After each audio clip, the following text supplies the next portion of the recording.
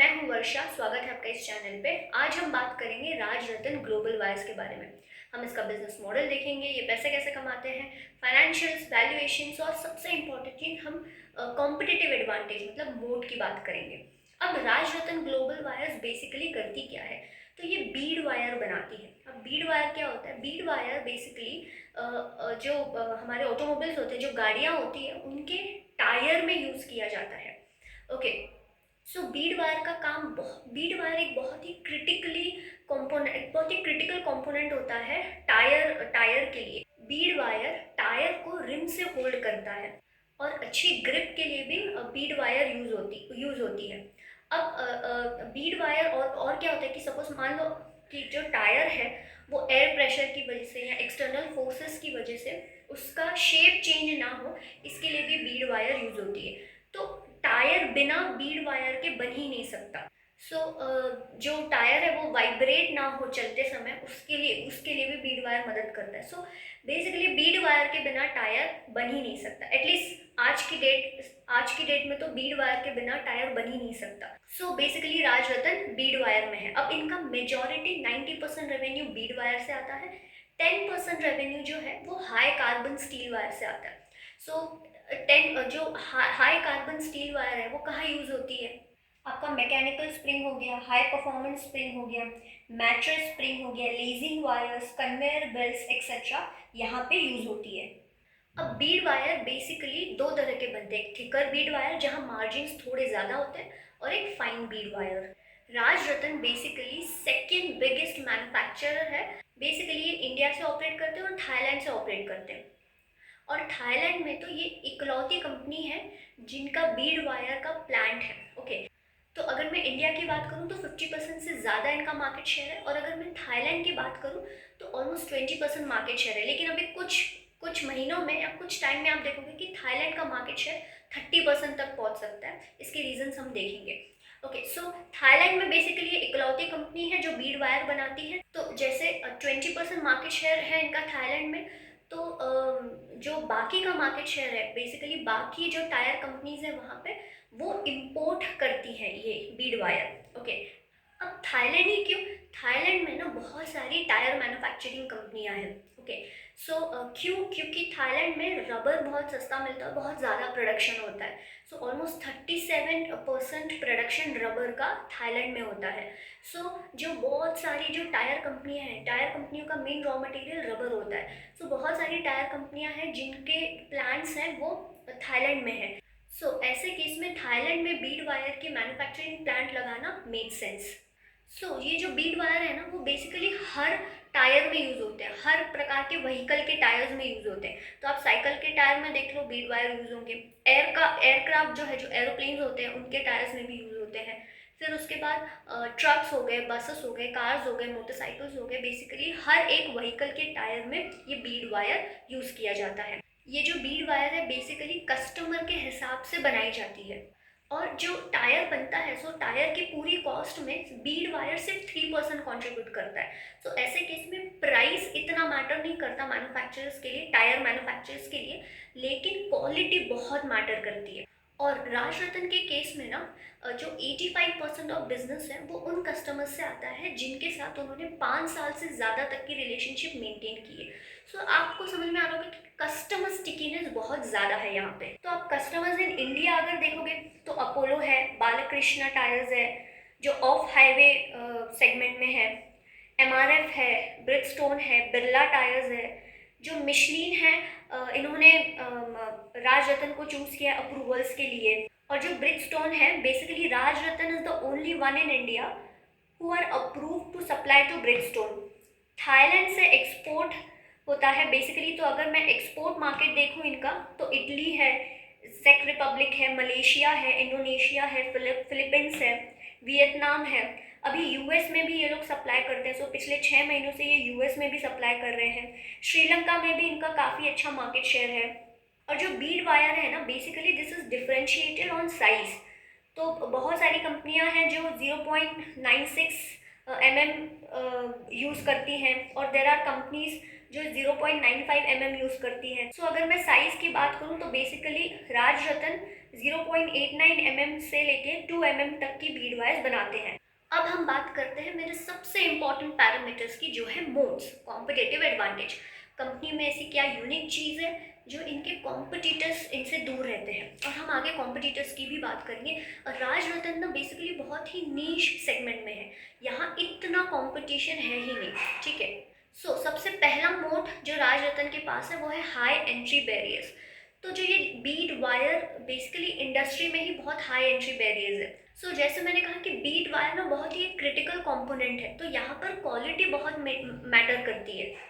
और यहाँ पे जो अप्रूवल्स आपको मिलते हैं ना, मतलब जो अप्रूवल्स आपको क्लाइंट से मिलते हैं उसको बहुत टाइम लगता है। तो जैसे अभी मिशलिन इनका एक कस्टमर बनने वाला है, तो मिशलिन के अप्रूवल के लिए ही 3 साल लग जाएंगे। तो अप्रूवल बहुत ही लॉन्ग प्रोसेस होता है, और हर कंपनी के अपने अपने अलग अप्रूवल प्रोसीजर होते हैं। तो कोई 2 साल लेगा, तो कोई 3 साल लेगा। तो एक ऐसा नहीं है कि आज आपने एक कंपनी से एक टायर बेसिकली इनके जो कस्टमर्स हैं वो टायर मैन्युफैक्चरर्स है। तो आज अगर मैंने मान लो योकोहामा से बात कर ली कि हमारे पास बीड वायर है और हम आपको सप्लाई कर सकते हैं, तो योकोहामा तुरंत मुझे हाँ नहीं बोलेगा। योकोहामा पहले चेक करेगा, क्वालिटी स्टैंडर्ड्स होते हैं, सब कुछ होता है, तो उनमें कई सालों लग जाते हैं।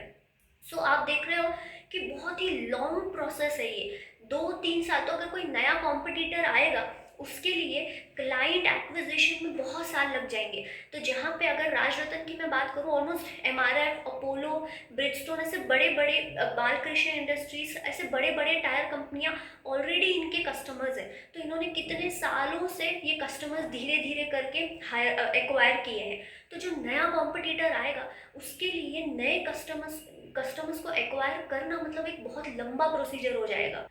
यहाँ पर जो अप्रूवल साइकिल है बहुत लॉन्ग है, क्योंकि यहाँ पे क्वालिटी बहुत मैटर करती है। आपको चक्के लगाने हैं, उसमें बीड वायर यूज होने वाला है, तो यहाँ पर एक्सीडेंट्स ना हो, वो क्या क्वालिटी अच्छी है, ठीक है, इस सब में बहुत टाइम लग जाता है। सेकेंड मोड है हाई स्विचिंग कॉस्ट।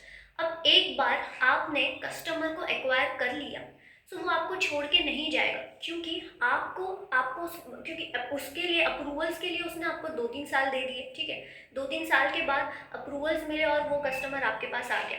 अब उसको अगर आपको छोड़ के किसी और कंपनी के पास जाना है, तो ऐसे केस में फिर उसको और 2-3 साल का अप्रूवल चला जाएगा, ठीक है।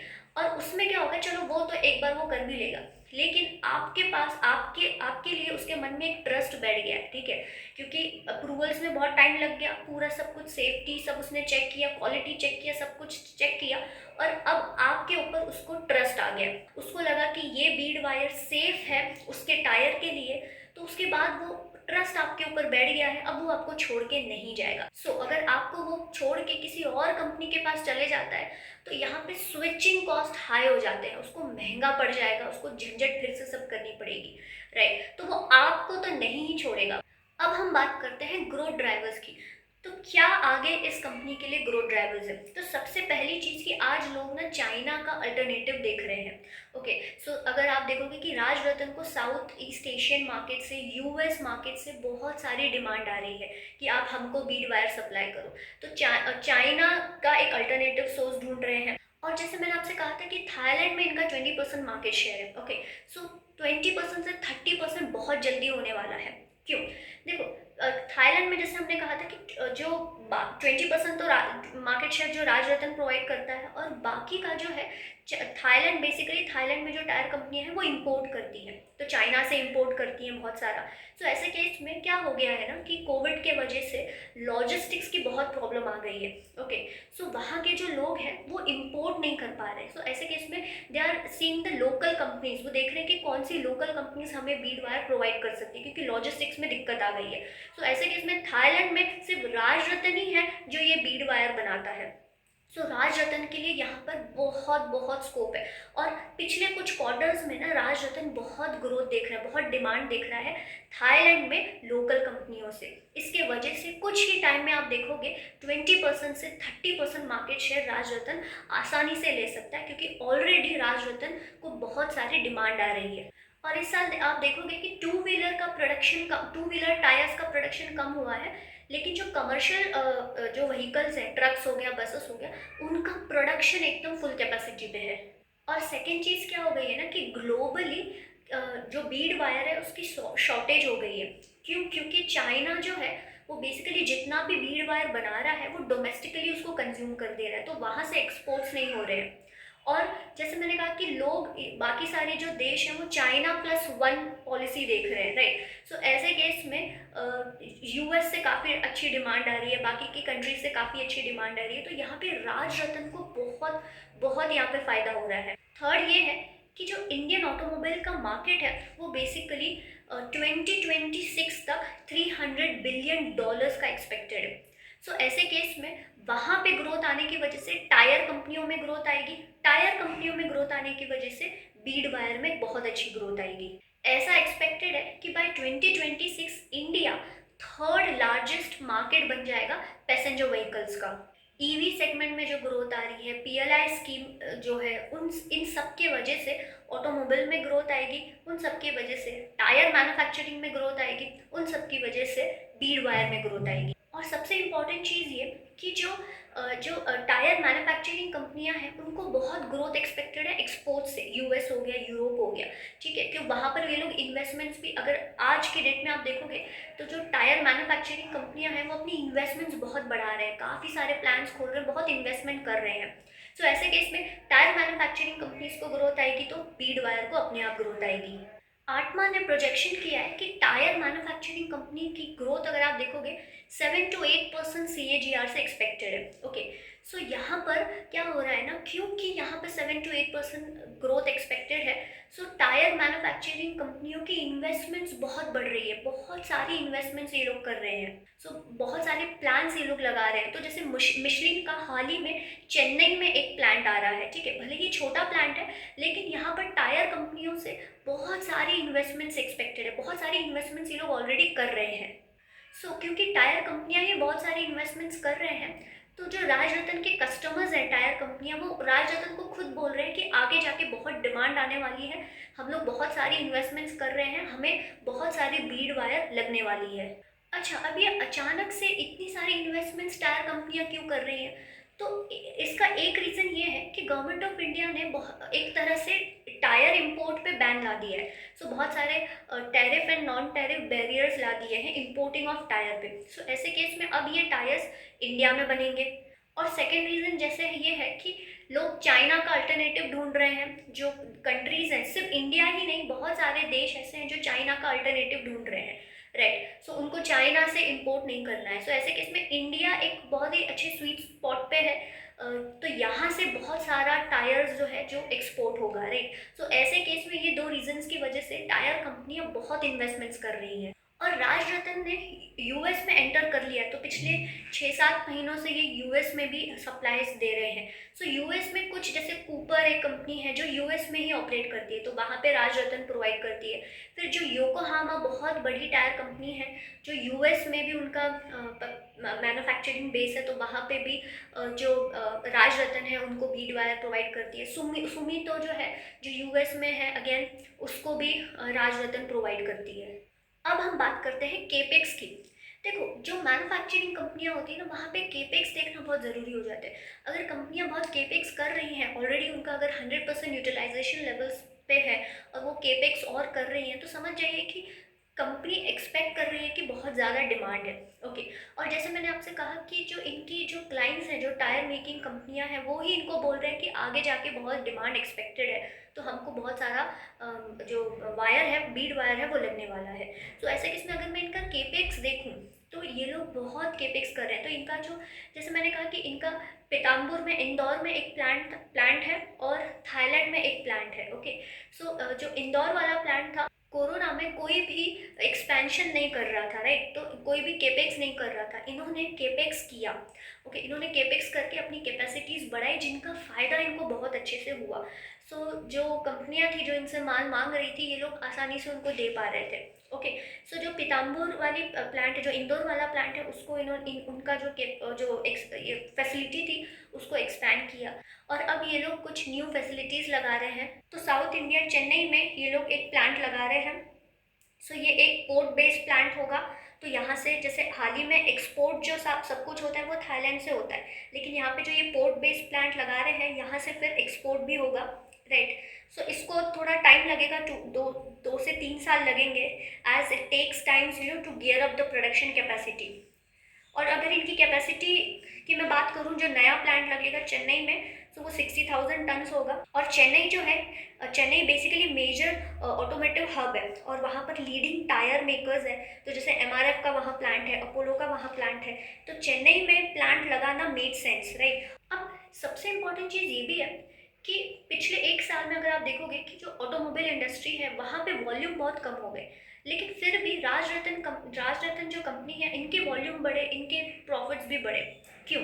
ये जो बीड वायर इंडस्ट्री है बेसिकली ये थोड़ी अलग इंडस्ट्री है अगर मैं ऑटोमोबाइल के कंपैरिजन में देखूँ तो। 70% टायर सेल्स जो होती है वो रिप्लेसमेंट मार्केट के थ्रू होती है, राइट। कि जहाँ पे जो ट्रक है, उस जो ट्रक का ड्राइवर है उसको 3-4 महीने में अपने चक्के चेंज करने पड़ते हैं।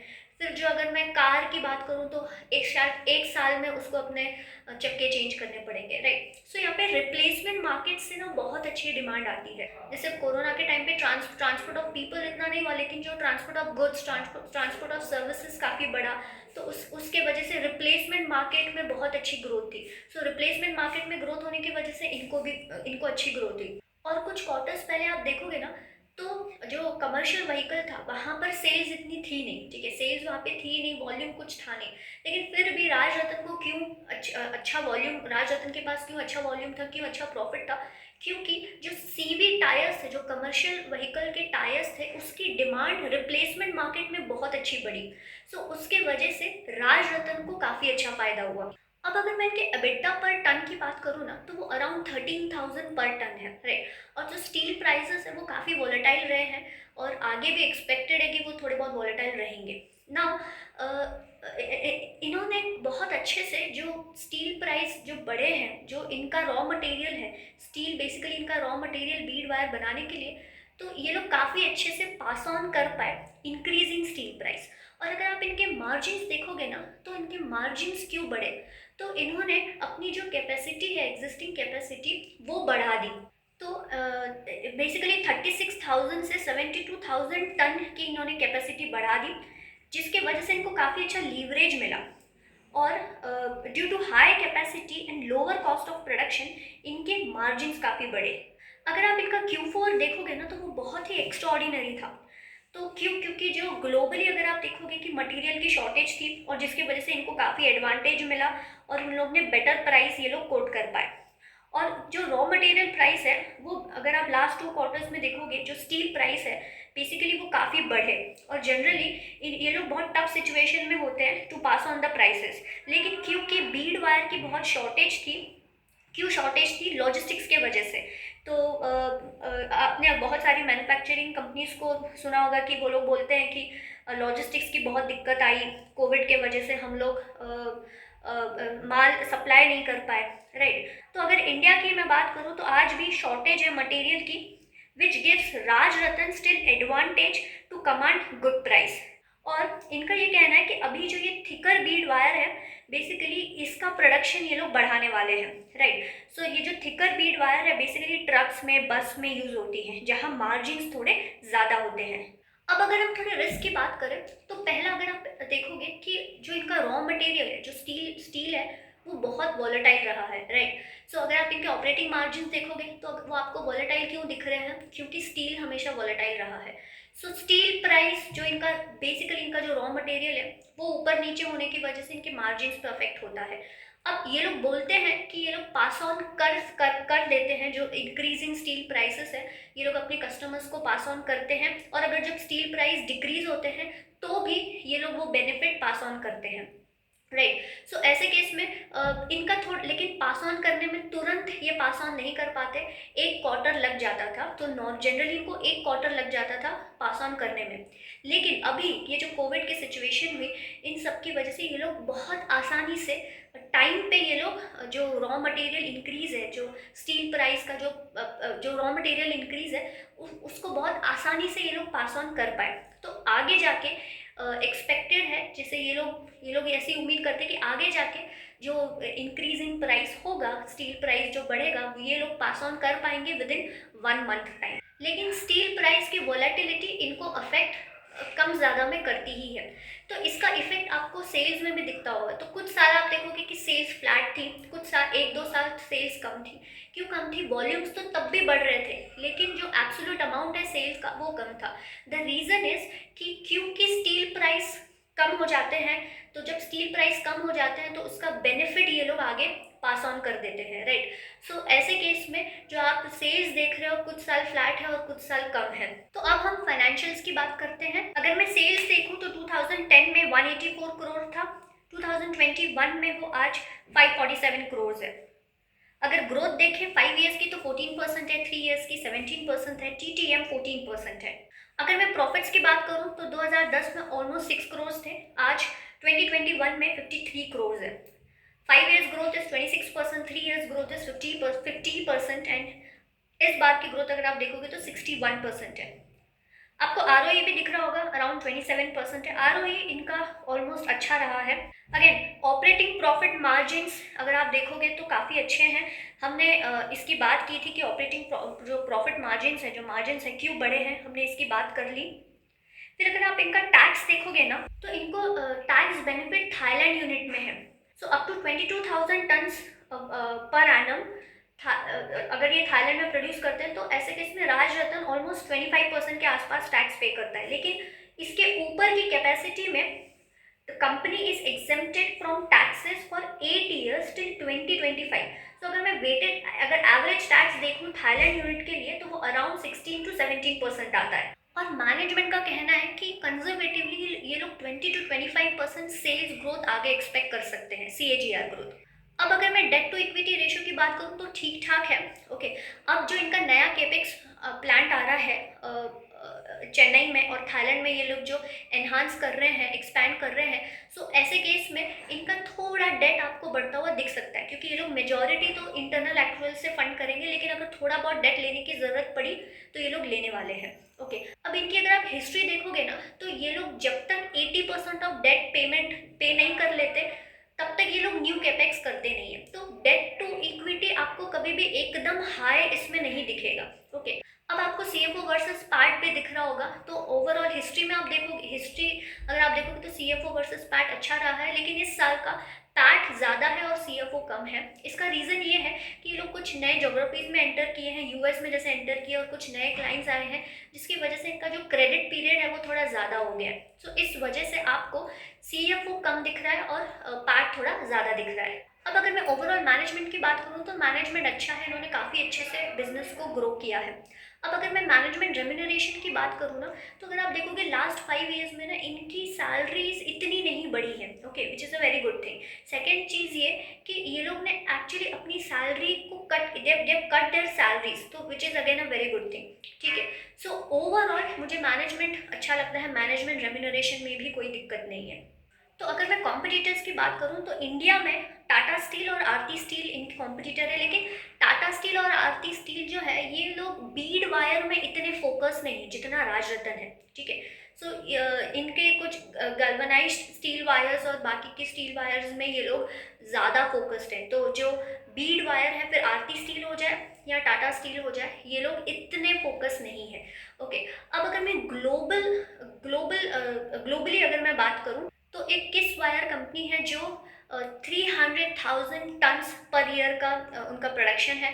सो चाइना, कोरिया, मलेशिया, यहाँ पर ये बेसिकली बिजनेस करते हैं। फिर जो बेकरत है वो भी ऑलमोस्ट 200,000 टन्स पर ईयर का उनका बिजनेस है, तो वो भी काफ़ी सारे कंट्रीज़ में ऑपरेट करते हैं। तो ग्लोबल अगर जैसे इंडिया में तो इनके आज सच इतने कॉम्पिटिटर्स नहीं हैं, और इंडिया में अगर आप देखोगे 2013 में कुछ 8-9 प्लेयर्स थे, तो आज ये 3 प्लेयर्स ही बाकी है। तो बहुत सारे प्लेयर्स आउट ऑफ मार्केट होने की वजह से इसमें राज रतन को बहुत बहुत फ़ायदा हुआ, वो पूरी डिमांड राज रतन के पास आ गई, राइट। ग्लोबली यस, ये कुछ जो ग्लोबल प्लेयर्स हैं इनके साथ compete करती हैं, और जैसे किस वायर हो गया, बेकरत हो गया, और भी ऐसी बहुत सारी दूसरी कंपनीज हैं जिनके साथ ये compete करते हैं। और जैसे मैंने कहा कि जो न्यू प्लेयर्स हैं वो जब न्यू कैपेसिटीज़ लगाएंगे, अगर कोई न्यू प्लेयर आता है, कोई नया प्लांट लगाता है, तो उनके केस में जो ग्रीन फील्ड प्लांट्स होते हैं वो उन जो नए प्लेयर्स हैं उनके लिए वाइबल नहीं होते, क्योंकि उनको बेसिकली पहले तो बहुत सारा पूरा प्लांट लगा और उसमें आपके पास इतना स्केल नहीं है, राइट, और उसमें ROC ऑलमोस्ट बिलो 10% हो जाता है, राइट। सो उतना वायबल वो प्रोजेक्ट उनके लिए जनरेट इतना वायबल वो प्रोजेक्ट उनके लिए होता नहीं है। तो ऐसा कि इसमें नए जो कॉम्पिटिटर्स है वो इस इंडस्ट्री में आना ही नहीं चाहते। सो बेसिकली जो राज रतन जिस इंडस्ट्री में ऑपरेट करती है वो एक नीश सेगमेंट है, नीश इंडस्ट्री है, जो मुझे बहुत अच्छी लगती है।